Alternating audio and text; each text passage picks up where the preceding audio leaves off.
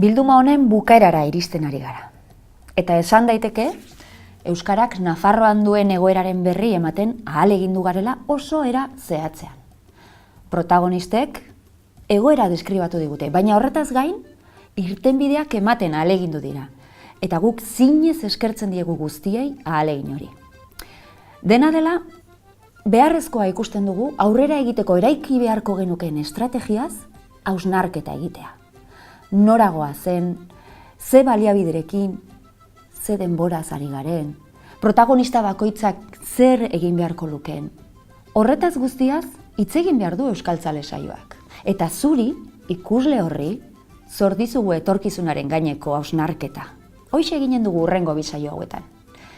Euskara normalizatu nahi duten pertsonak bilduko ditugu. Ikuspuntu desberdinak aurkituko dituzue, eta denek proposamenak eginen dizkigute. Ikusi, entzun eta gozatu. Guk egin dugun bezalaxe. Lehenengo mugimendua egin dut. Aingeru, askotan hitz egiten dugu helburu bezala Euskararen normalizazioaz. Hori baldin bada helburua, normalizazioa baldin badugu helburu, nola definituko genuke? Nik uste dut definia daitekela modu bat, baina gehiago. Normalizazioa izan liteke, Nafarrari gagozkionez, Nafar guztiek euskeraz jakitea, hori lortzea. Eta hori izan litzateke behar bada normalizazio ideia da. Eta gero nik uste dut badagoela normalizazio posiblea. Normalizazio posiblea izan litzateke Euskaldun, Nafarroko Euskaldun guztiek nolabait ere eroso sentitzea gure euskalduntasuna bizitzeko tenorean. Hau da, momentu honetan, bai, gure euskalduntasuna bizitzeko aukera badugu, baina ez modu erosoan. Oso modu problematikoan baitzik. Eta non bizi garen, alik eta are eta modu problematikoan. Orduan, niretzat normalizatzeko modu bat, kontuan hartuta, non gauden eta ze garaitan gauden, izan litzateke gure mugak muga, gure euskalduntasunean bizitzeko modu egoera eroso bat, egoera sozial, politiko, ekonomikoa ere bai, eta kulturala eroso izatea.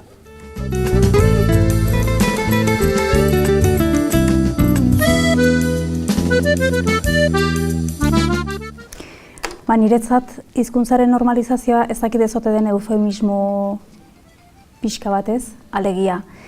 Hizkuntzaren normalizazioa hitz egiten dugu beti hizkuntza gutxituen kasuan, hizkuntza emenderatuen kasuan, ez? Eta zentzu horretan niritzek gustatzen hitz hori, hizkuntza normalizatzea da, nik begiratzen diet munduan osasuntsu diren hizkuntza horiei. Eta ni nahi nuke niretzat, nire hizkuntzarentzat, beste horiek duten normalitate edo normalizazio maila bera, normaltasun maila bera, eta horri esaten dionik normalizazioa, alegia. Iruditzen zait, ez ote dugun orain erabiltzen normalizazioa, pixkat, nola gutxitua den, gutxienez, molda gaitezke, baina pixka bat, iruditzen zait diskurtso bat ez dena oso duintasunetik gertukoa, alegia. Burutik pasaretza igula egiten, adibidez gure kasuan, hemen Euskal Herrian, Euskarak ardezakenik espainola edo frantsesaren maila, ez? Horri esango bagenio, azkenean eufemismoa izateke, ez?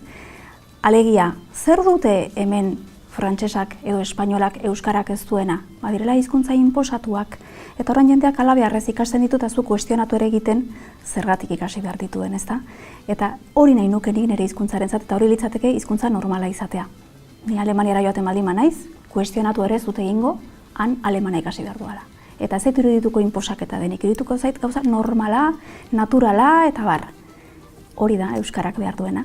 Euskarak behar du indarra inposatua izateko. Eta gainera esatu dut inposatu hitza ze batakit ez dena bat ere politikoki zuzena, ez da hitz maitatua eta bar, baina zoritxarrez ez dago hizkuntza baino gauza politikoagorik eta politikan balio duena da indarra. Eta zentzorretan Euskarak behar du hain zuzen hori. Erakunde bat ahalmena izango duena benetan hizkuntza hori inposatzeko.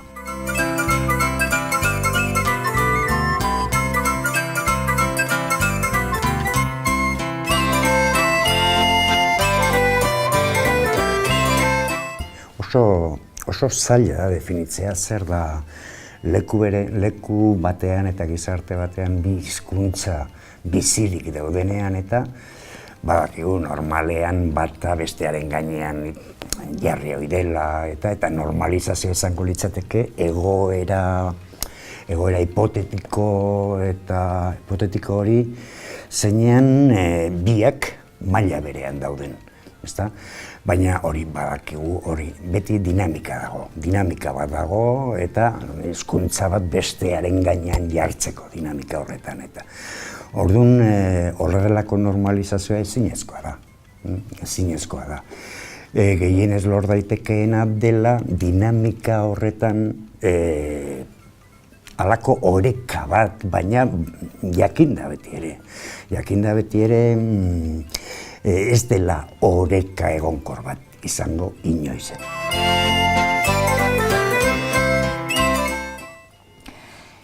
Lehenengo jokaldea, ea, venga, Alfireakin bat kenduko dizut. Ze trebea, Ez dakit dena den kontzepturik onena ote den. Nik erabili dut eta ulertzen du zergaitik erabiltzen denez.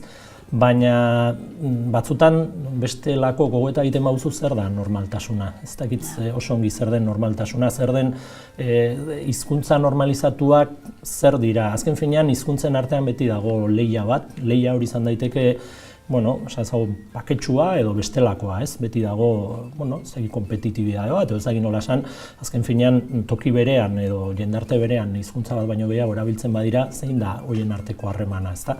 Nik uste dut batez ere diskriminazioa gainditzea dela helburua, ez? Eta normalizatzea baino nire helburua litzateke euskara nagusitzea. Beste hizkuntzekin bestelako harreman batean, ez gaztelaniak orain euskararekin duen harreman berean, kontuan eretako ez da horri itzulera ematea, baina nik esango nuke nagusitasun hori lortzea. Ez dakit normaltasunarekin hori esaten den, edo normaltasuna ote den horretarako bidea, ezta? Baina niri gehiago gustatzen zait, planteatzea diskriminazio egoera batean gaudela eta hori gainditu beharra dagoela.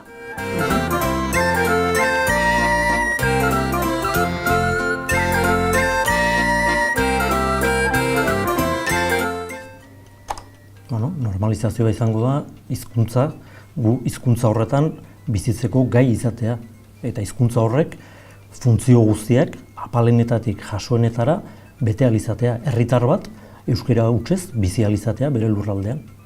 Hori da normalizazioa, nik uste.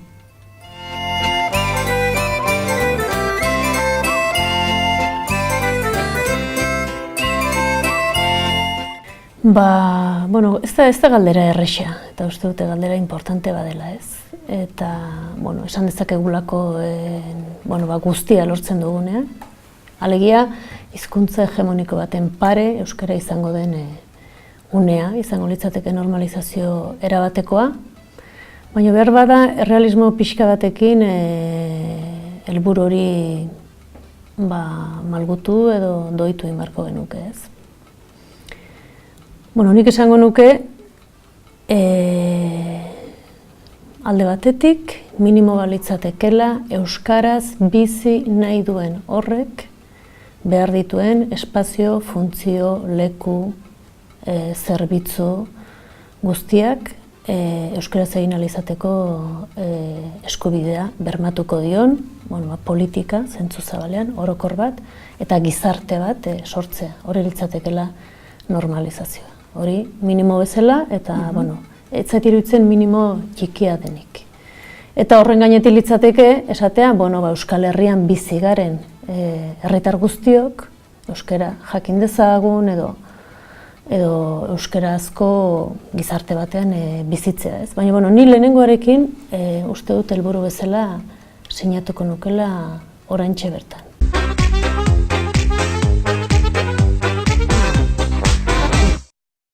Aipatu dugu helburua nolakoa litzateken, une hori nolakoa litzateken deskribatu didazu, baina beste faktore bat izaten da denbora. Ze denboraz ari gara hitz egiten? Zenbat denbora behar dugu horrera iristeko? Hori denboraena baldintzapetua dago. Baldintzapetzen du egoera politikoak. baldintzapetzen du egoera sozialak, baldintzapetzen du egoera ekonomikoak, behar guk uste baino gehiago. Gauza honitzen mendean dago. Orduan, denbora, ez dakit, aldeko, faktoreak aldeko izanta ere, nik uste dut, urte Frankoren kontua izan litzatekela. Ez da litzatekela ez bere ala etorriko, eta hori gauzak alde izanta. Gauza kontra izan ezkero, ez dakit zenbat luzatuko litzateken edo zenbat luze liteken, ez da inoiz ere etor liteken helburu hori. Nik neure buruari jarriko nioken helburu hori. Azken batez, nik uste dut helburu handiegiak jartzea gero frustrazioak ekartzen du, etxipena ekartzen du. Eta hori nik uste dut arriskutsua dela.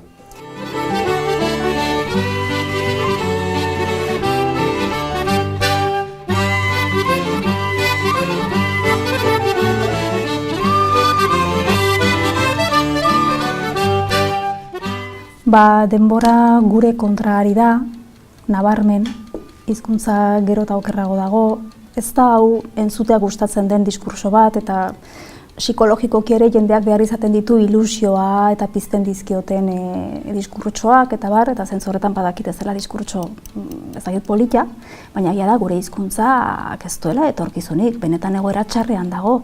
Orduan ari gara hitz egiten, lehen aipatu dudan normalizazio hori lortu beharko genikuela lehen bailen, baina ez da hizkuntza bakarrik gure herrian hilzorian dagoena nolabait, alegia hizkuntzaren arazoa ulertu behar dugu arazo handiago baten baitan, alegia. Zergatik dago euskara egoera txarrean, euskaraz mintzo den populu hori ere egoera txarrean dagoelako, alegia sintoma bat da. Eta zentzu horretan herriak biziraungo badu eta beraz bere seinale, bere ezaugarririk behinena den hizkuntza biziraungo badu, behar du berehala estrategia batukan hori horrela izan dadin. Ze guk estrategiarik ez dugun bitartean ez hizkuntzarekiko, ez herriarekiko nolabait, gure suntsipena, helburu eta ardatz duten herri menderatzaile horiek badute beren estrategia.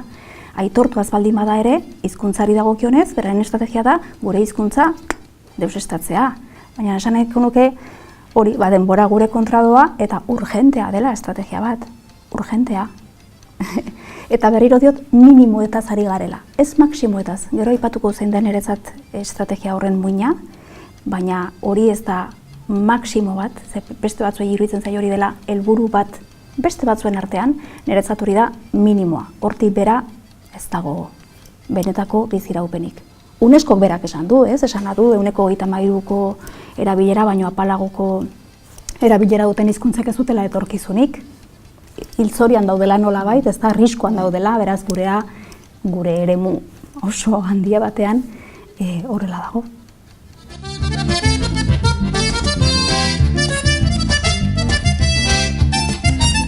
Ze denbora hitz egiten dugu? 40 urte, 2 mende? Ezin esan, nik halako prozesu mugagabe gisa ikusten dut.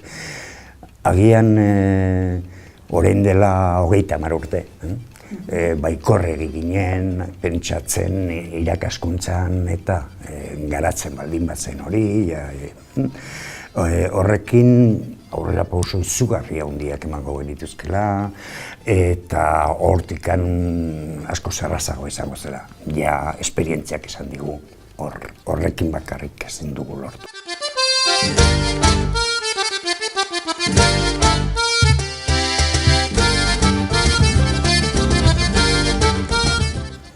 Denbora oso relatiboa da, ez? Azken finean euskara makurrago egon da. Hori denborari erreparatzen badiogu hori nabarmena da, ez? Maila batean esaten aldugu galtzear egon dela edo halako antzeko egoera batean egon dela, ez? Eta orain pentsatzen dugu ez dagoela egoera horretan. Edo agian pentsatu nahi dugu, ez? Etorkizuna ez baita inoiz segurua, ez da? Baina atzera egiten badugu ikusten dugu denbora luzeak daudela tartean. Hau da, euskararen ibilbidea Nafarroari dagokionez, pentsa ezagun zenbat mende pasatu diren Nafarroa osoan edo gehiengoan behintzat hizkuntza nagusia zenetik oraingo egoerara, ez, mendeak pasatu dira. Eta kontrako evoluzio horren tempusak oso zabalak dira, eta berriz berreskurapenak beste batzutan bestelako sensazioa badugu ere nahiko laburrak dira. Hau da, azkenengo urtetan aurrerapen handiak egon dira, eta mende askotan atzerapenak. Orduan, tempusak oso erlatiboak dira, nik ulertzen dut batzutan pentsatzea tempus horiek euskararen kontra doazela. Zergatik globalizazioa eta individualismoa eta faktore asko daude kultura mugatuak alde batetik subalternitate edo menpekotasun batean bizi garelako eta bestetik, eta hau ere importantea da, gure jendarte txikia delako, zenbakietan gutxi gara euskal herritarrak eta gutxi gara euskaldunak. Eta horrek ere gure kontra egiten du olako mundu batean. Orduan, horrek zer pentsa ematen du eta pentsatzen aldugu ez dugula tempus gehiagirik, ez dugula denbora gehiagirik, eta beraz bizkor ibili beharra dagola, joera batzuk bultzatzeko eta joera batzui aurre egiteko. Baina hori esan da, presaka ibiltzea askotan ez da ideia ona. Hemen azken finean euskarak etxai handiak ditu eta euskarak zailtasun handiak ditu bere aurrean Nafarroan. Eta egoera hori ongi kudeatu behar da. Orduan, ikuspegi hori hau da, ez da lotarazteko aukerarik, baina ongi ibili behar da, eta nolabait estrategiaz ari bagara, nik esango nuke behar den denbora ere hartu behar dela tempusak behar diren moduan kudeatu ahal izateko.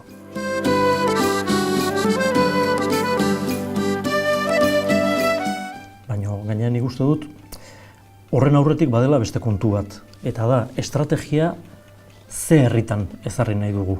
Hau da, ze ingurutan, ze giza errealitatetan.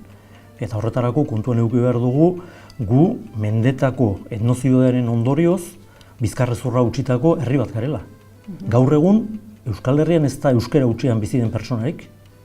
Beraz, euskara bizitzeko hizkuntza izatea nahi baldin badugu, lehendabizi jakin beharko dugu, gu herri kolonizatua garela, gutxiengo sentimentuarekin, bi hizkuntza hegemoniko indartsuren pean gaudenak, eta horrek baldintzatuko du nolako estrategia gauzatu behar dugun.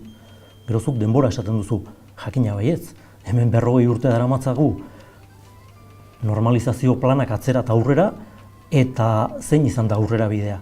Gauza txikitan aurreratu dugu, ezagutza mailan, gero eta gazteak gehiago dira ezagutza maila bat dutenak, baina erabilera nora doa. Arnasgunetan ere atzeraka hasi den momentuan, zergatik hasi da arnasgunetan ere atzera? Bizkarrezurra utzitako herria garelako. Euskara gero eta mengelago delako, gero eta errenago, baina errenago ez euskaldunen gabeziagatik. Baizik eta egitura juridiko-politiko guztiak eta zanpatzea gaituzten bi estatu horiek erabat txikitu gaituztelako.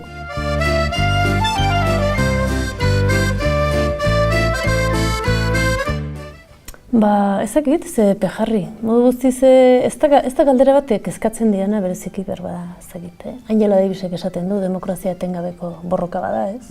Ez da sekula bukatuko. Euskararena ere ez dut uste sekula bukatuko danik. Nik ez dut bentsat imaginatzen bukatzen danik, ez? Besteak beste, normalizazioa, bide batean dijoalako, bide batean edo bide anitzetan, eta bide gurutzetan, eta sareetan, eta aurrera eta atzera egiten delako, eta beste alde batetik ni neuk euskararen normalizazioa ekintza demokratiko gisa ulertzen dudalako, ez? Eta demokrazia sekula ez da aski, beti da gutxiegi, ez? Eta beti daude bideak egiteko, eta espazioak zabaltzeko, eta jendeari ahotsa emateko, eta nolabait demokraziak esan nahi duen hori, herriaren aginte hori, herri burujabe baten aginte hori, hori ez egite denboran zeratu daiteken, ez? Nik uste eguneroko borroka badela, eta izango dela.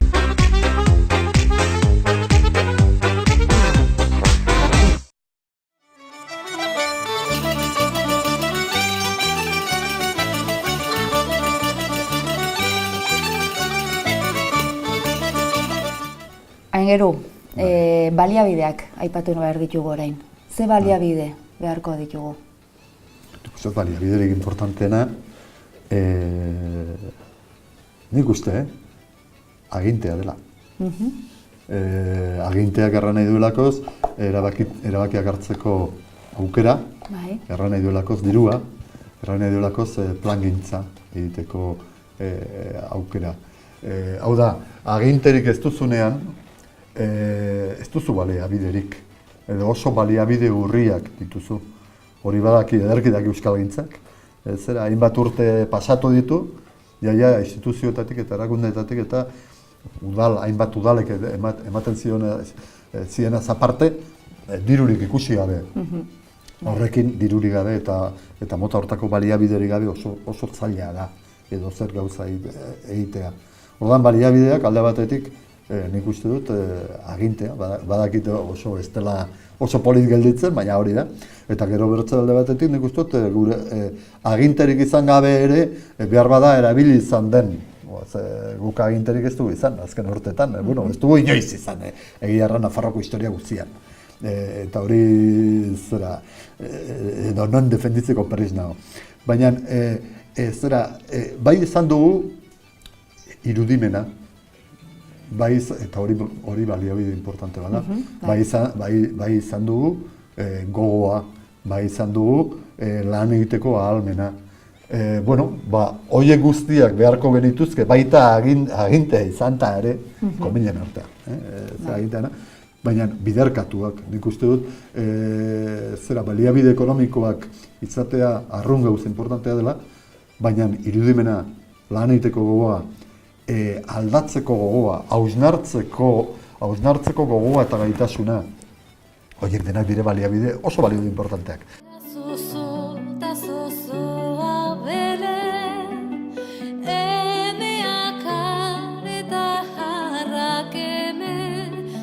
Euskarak independentzia behar du, lehenago gero ere mintzatuko gara instituzioetaz, ez da, baina behar du instituzio bat, bere erabilera beharrezko bezala bermatuko duen erakunde bat.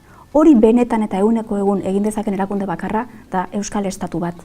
Orduan, hori baldin bada benetako soluzioa, hori baldin bada benetan Euskarak duen gaitzari eman behar zaion botika, zertarako xahutu gainerakoetan. Ulertuzu? Gainerako guztia dira, demagun botika hori dagoela Estatu Batuetan, han bakarri dago, garestia da, eta bitartean, hori iritsi bitartean, noski zure gaixoari, etxean duzun eri horri, eman beharko diozu zerbait, ez da dinil bitartean. Baina zuk badakizu horrek ez duela salbatuko eta orduan zure energia benetan jarri duzu bestean. Orduan, pixkat hori litzateke, beste agian, bai, ez dugu orain bapatean euskara utziko, ez? Baina, esan nahi dut, gure zera kutxuna delako eta ez diegu utziko etxaiei egin dezaten nahi dutena, ez? Zainduko dugu bitartean, baina gure helburua bestea da. Zer dute osasuntsu diren gainerako hizkuntzek? Zer dute? Denek, salbuespenik gabe. Zaintzen duten, eta nola zainketa da beti inposaketa, zaintzen duten estatua dituzte atzean. Beraz, hori da Euskarak behar duen hizkuntza politika.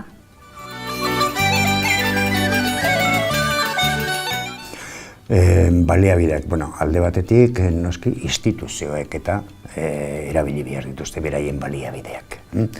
Alde batetik, orain arte gehien erabili duguna izan da irakaskuntzaren irakaskuntzaren gauzak eta irakaskuntzan ere gauza asko hobetzeko daude baliabideen kontuetan, pertsonala, zer nolako giroa sortu ikastetxeetan eta horrekin lotuta aisialdietarako eta zer nolako guneak batez ere Iruña bezalako edo Nafarroa gehien bezalako giro edo gizarte erdaldun batean, ezta? Guneak sortu behar dira baita ere, haurrak eta ikasleak eta gazteak eta jendea euskaraz aritu alizatea, ezta? Orduan, alde batetik instituzionalak noski, beste aldetik eta hortik bultzatuta baita ere, komunikabideak eta horrelako gauzak eta prestigio eman behar hizkuntzari. Nik uste gaur egunean dugun egoera honen alde historiko bat izan da automespretsua nolabait, ezta? Zer nolako ikuspegi txarra izan duen hainbat jendek euskarari buruz, nahiz eta euskaldun izan, badakigu, ezta? Baina euskarak ez du balio bizitzan aurrera ateratzeko, merkataritza egiteko, edo baliabideak baita ere hortara bideratu behar, ezta? Mentalitate hori aldatzeko eta horretarako prestigiatu behar hizkuntza erabilera eta bultzatu horren erabilera baita ere eguneroko kontuetan, ez bakarrik familia giroan, baita ere dendetan, merkataritzan, harremanetan, harreman sozialetan, harreman kulturaletan, eta bar. Zure txanda, Vicente? A ber...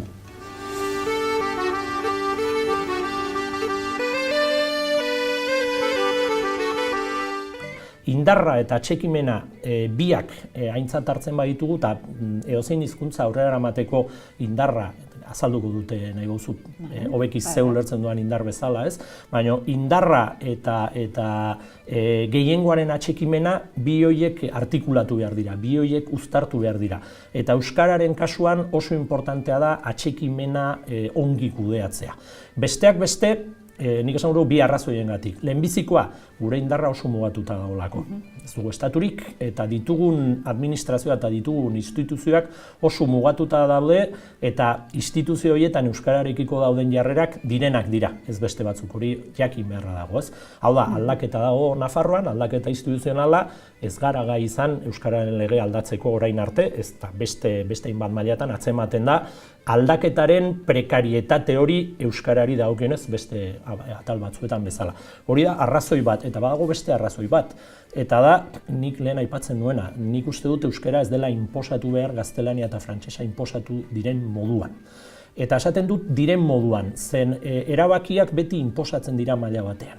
Inposaketa hitza oso itxusia da, baina aldaketa onuragarriak ere, eta lehengoan euskal feminista on batek, nahi dut bere gogoetako oso interesgarria direlako, esaten zuen berdintasuna inposatu egiten dela ere maila batean. Zergaitik? Beti daudelako berdintasunaren kontra daudenak eta horiek ez dituzu konbentzituko. Horiek inposatu behar da. Hau da, euskararekin hori gertatuko da ere. Atxekimena lortu behar da, baina jakin behar da batzuk ez ditugula konbentzituko. Eta horiei inposatu beharko zaie euskararen normalizazio, nagusitze edo diskriminazioaren gaindipena. Zergaitik inposatu, berai diskriminazioakin jarraitu nahi dutelako. Ongi kudeatu behar da errealitate bat. Batzuek nahi dute euskara desagertazi.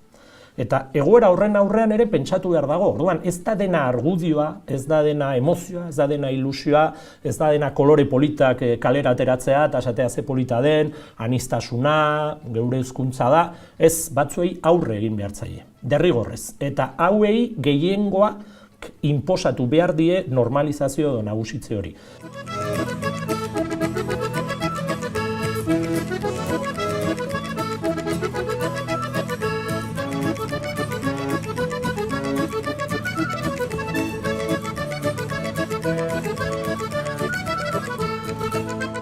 Lehendabizi nik uste politikoki oso argi eduki behar dugula zein den egoera eta apustua guk Espainian goxo bizi nahi dugu, gaur egungo egoeran goxo jarraitu nahi dugu edota hau irauli nahi dugu. Guk euskerari eman nahi diogu bere lekua, bai, ez, benetan eman nahi diogu, horrek baldintzatuko dugu ze baliabide erabili behar ditugun. Bestetik, jakina, esan dudan bezala, bizkarrezurra utzitako herri bat baldin bagara, hor sekulako ahalduntzen lan bat egin behar da euskal herritarren artean. Edo euskaldun, batzuk euskaradun badira, baina ez dira euskaldun. Eta esaten dudanean da, euskaraz ulertzeko edo euskararekin badute harreman bat ulertzen dute, baina ez dute kontzientziarik. Orduan, jendea ahaldundu egin beharko dugu lehendabizi. Deskolonizatu egin beharko dugu. Eta bestetik, politikoki oso garbi eduki zertaragoa zen, eta, ez da erraza izango. Ez da erraza izango, baina gu argi baldin badugu nora iritsi nahi dugun, horren arabera bilduko ditugu indarrak.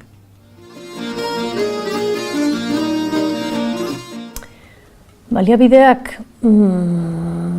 guztiak naiz eta lehen esan dudan, euskaraz bizi nahi dugunok edo demagun herritarron zati batek, zati bati bermatzea bere eskubide demokratiko hori. Egia da, komunitate horrek edo talde horrek behar ditula baliabide guztiak. Eta guztiak diodanean, denak dira hasi legea, hezkuntza sistema bat, edabideak, ezer berririk ez, nazio-estatu hegemoniko guztiek baliatzen dituzten tresneria guzti hori, justizia, lan mundua, gizartea, aisia guzti hori nolabait euskalduntzea ahalbidetuko duen baliabide guztiak. Hola esan da oso gauza orokorra da, ez da guztia dana ez da. Persona batek jekitzen den unetik, horatzen den arte egiten dituen gauza guzti horietan, euskaraz jardun izateko beharko lirateken baliabide guztiak, epaile euskaldunak, lanleku euskaldunak, plaza euskaldunak, hezkuntza, edabide, botere, gauza guzti horiek. Atzuri tokatzen zaizu. Ea zein mugitzen duzu. Gehiegi pentsatzen ari zara, Bai, esketzat gustatzen. Errezeki utzi dizkizut ni gauzak agian.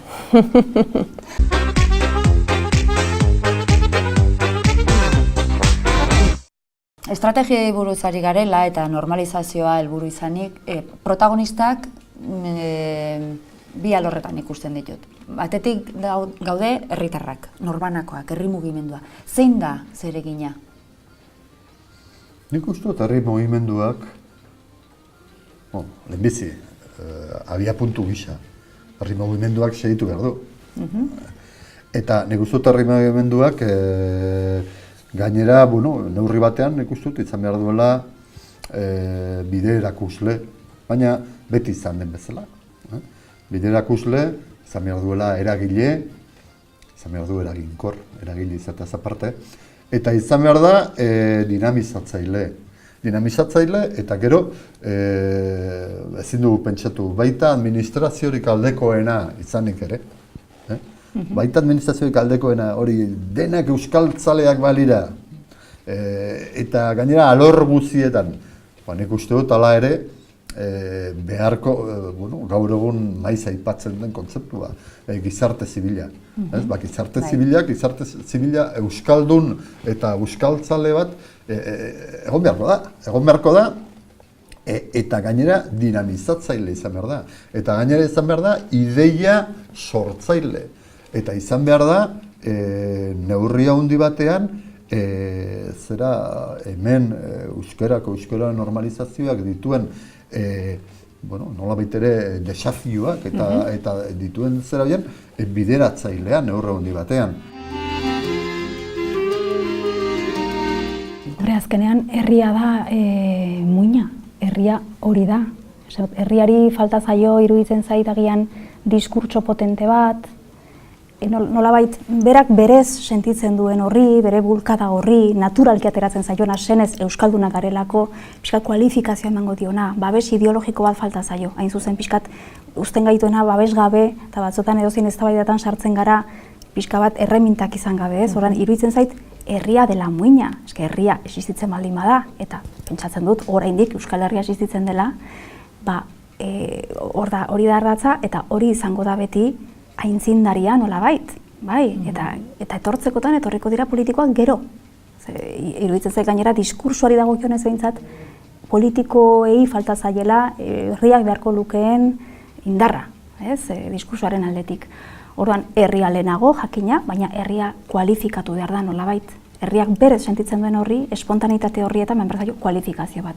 Eta kualifikazio horretan nik ikusten dut, hain zuzen, pixkat gauza hauetaz hitz egiten hastea. Alegia, euskarari buruzari baldin bagara, eske euskara lotu beharko da independentziaren beharrarekin. Eta hori agian, iruditzen zait hori berez euskaldunok badakigun zerbait dela, baina gero frenatu egiten gaituzte, ez? Diskursoak orain dira pixkat ez, hori ez da komeni, nola erakarri behar den jendea, hori esaten baduzu, horren kontra daudenak ez dira etorriko, zenbat ez dira etorriko liratekenak bestela, ezta? Horan, herria lehenago, eta gero politikoek hori kudeatu, hori da herriak beraiei ematen dien lana, ezta? Hori kudeatzea, horren kudeaketa egitea. Euskalgintzari hori falta zaiola iruditzen zait. Euskalgintza horren niri iruditzen zait behintzat dela oso gauza, bai, pixkat biktimismo hori ez, ze gaizki portatzen diren gurekin, espainolak, frantsesak, ez dituzte betetzen, beren legeak eta, bai, eta nik esango nieke, bale, ados, tokatu zaigu imperialismorik okerrena gainera, bortitzena. Eta, hori da kontua, eta zer, segituko dugu eskatzen, eta bestela hauek oso gaizpak baldin badira, Estrasburgoko aitari damari eskatzen, mesedez. Noiz argituko zaigu burua zer den gure gaitza? Gure gaitza da, hoien atzaparretan erori garela, zoritxar hori tokatu zaigu.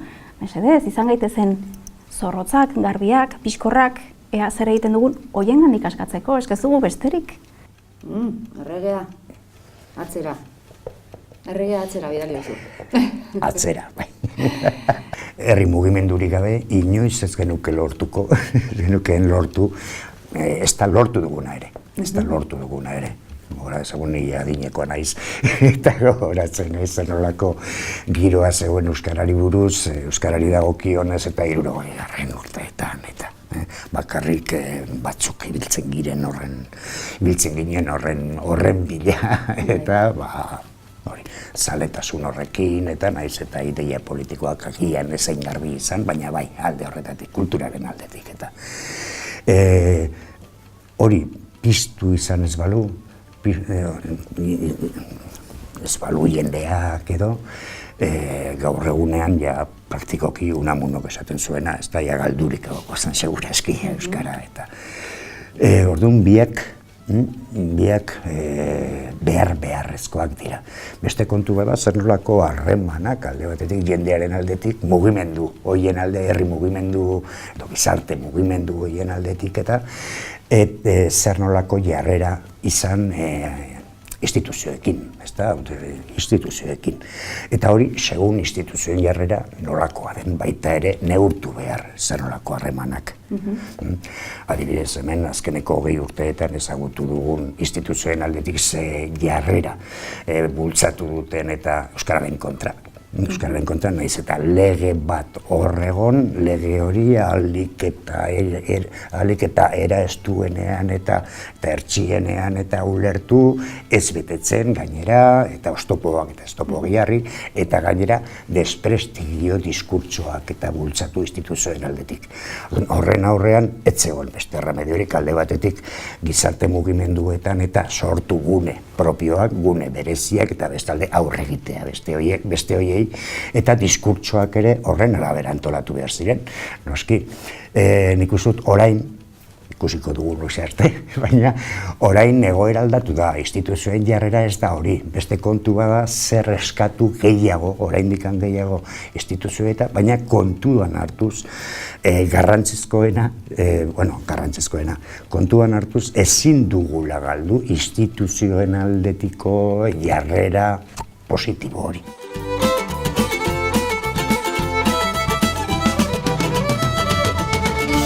Gu gaude, herritarra gaude, norbanakoa daude, herri mugimendua dago. Zein da hauen zeregina? Handia, erabaki horra esango nuke nik. Hau da, inoiz bukatzen ez den eztabaida, ez? Egunotan Bolivian egon naiz, han aldaketa ez du, teorian nonekin inolako loturarik, baina badu, han aldaketa prozesu badago, eta han batzukin eta bestekin hizketan gehien agertzen den gaia hause bera da. Zein da, edo zein aldaketan herri mugimenduek, herritarrek eta instituzioen arteko harremana. Zein da, horren artikulazioa, nola ulertu behar da, hori etengabean agertzen da horrelako prozesu guztietan. Eta gurean ere agertzen da, oroar, Nafarroan abiatu den aldaketaren inguruan, eta kasu honetan bereziki euskarari dagokionez, ezta? Eta nik uste dut hor ere asmatu beharra dagoela. Baina ongi jakin behar da nun dauden indarguneak eta ahuleziak eta mugak. Eta nik indargune handiagoa somatzen dut jendartean eta herri mugimenduan instituzioetan baino. Baina egia da, batetik instituzioetan egiten denak izugarrizko eragina duela, eta hori aintzata hartu behar da, eta egia da, halaber instituzioetan gauzak egitea oso zaila dela, gehiengoak behar direlako, eta azken finean instituzioak, kasu honetan Nafarroako instituzioak, erregimen baten barnean kokatuta daudelako. Erregimena ditzen dugun hori da indar harreman ba. Nik hau esan da, esango nuke, zehazki nire ustetan jendartean, herri mugimenduan eta bereziki euskaltzale edo euskaltzaletasunari lehentasuna ematen dion mugimenduaren parte horretan, deitu euskalgintza nahi bali mauzu, hor dagoela, eta hau behar bada ausarta izan daiteke ez, baina hor dagoela indargune nagusia, baina baita ere gaur egun ahulezia handia. Ahulezia handia nik somatzen dudalako potentzial handia dagoela hortan, motor bat dagoela izugarrizko eragina izan duela jendarte osoaren aktibazioan eta jendarte mailako indar korrelazioan eragiteko eta gauzak aldatzeko, baita ere instituzioei presioa egiteko eta instituzioetatik beste gauza batzuk lortzeko, baina iruditzen zait euskalgintzak arazo estrategikoa handia duela. Eta iruditzen zait, oroar euskararen nagusitasuna hori lortzeko Nafarroan arazo estrategikoa dugula. Ez dakigula zein den estrategiarik onena, eta uste dut horrek denok, eta euskalgintzaren eta euskaltzale bezala hitz egiten duen kasu honetan, nik uste dut mugatzen gaitu. Nik uste, herri mugimenduan eztabaida edo hausnarketa sakon bat egin behar dela, lehendabizi. Hau da, bestek jarritako gurdian joan ordez, serioski jarri behar dugula eta esan zertan ari gara, azkeneko urteek nora eraman gaituzte, eta honekin ados gaude, hau zen gure helburua, ala ez, espalima zen gure helburua, hasi beharko dugu pentsatzen, nora iritsi nahi dugu, eta horretarako bideak nola egin behar ditugu. Eta hor hasi beharko dugu, konplizitate sare bat eraikitzen, eta esan du, eta gu geure buruz indartzen, eta jakina erakundeen laguntzaz baldin bada, hobe, dudarik gabe, ze hemen esparru juridiko-politikoan aldaketarik gabe, bermerik gabe aurrera ez dugu eginen, eta ni uste hori egin behar dela. Eta gero oso garbi eduki herri mugimendu bezala, baita ere, norbanakoek eskubideak badituzte, eta horiek bermatu behar dira, hizkuntza eskubideak, oinarrizko eskubideak dira, baina herri batek ere baditu bere eskubideak, eta horiek ezin ditugu bazter utzi. Ze badirudi azken aldean diskurso hori nagusitzen ari dela, herri bezala behar ditugun eskubide horiek albo batera utzi behar ote diren, ez norbanakoen eskubideak, bakarrik oinarrizko eskubideak, eta nik uste hori ditugun bi etsai handi horiek sartu diguten ziria dela. Haien hiritartasun kontzeptu horren barruan sartu diguten ziri gaiztoa dela. Herri mugimendua eta herri mugimendu antolatua edo autogestionatua edo bere burua antolatzen duena, bere buruari aitortzen diona eragile politiko, eraldatzaile, sujetu, hiritar izateko baimena bere buruari ematen dion herritar individual eta herritar kolektibo horren funtzioa niretzako funtsezkoa, zentrala da. Eta hau ere lotuta dago demokraziarekin, ezta? Gero eta demokrazia gehiago, orduan eta herri mugimendu indartsuagoa. Edo alderantziz esan, gero eta herri mugimendu indartsuagoa, edo gero eta herritarre burujabeagoak, orduan eta demokrazia gehiago. Orduan niretzako herri mugimenduak edo herritarrak edo horren garrantzia ikaragarrizkoa da. Horren alboan edo gainean edo jarriko nuke herritar antolatuak. Erakunde desberdinetan, taldeetan, dinamiketan, txikietan, ertainetan eta handietan, ez? Eta nik uste dut, nolabait horien koordinazio batetik edo koordinazio bat interesgarria izan daitekeela eta beharrezkoa izan daitekeela, nolabait etorkizuneko lerroak edo markatzeko, diseinatzeko, lankidetzak konpartitzeko eta bidea elkarrekin egiteko. Koordinazio bideak zabaltzea edo martxan jartzeak ez du esan nahi denok ados egongo garenik, ez da komeni gaineraz denok ados egotea, ez du esan nahi denok berdin jokatuko dugunik, baizik eta helburuetan, ipar horretza markatzen dugun horretan, nolabait ados gaudela eta horra iristeko lerro batzuk markatu daitezkela. Niretzako protagonista nagusienetako bada herri mugimendua eta herri mugimendu antolatua, biak batera.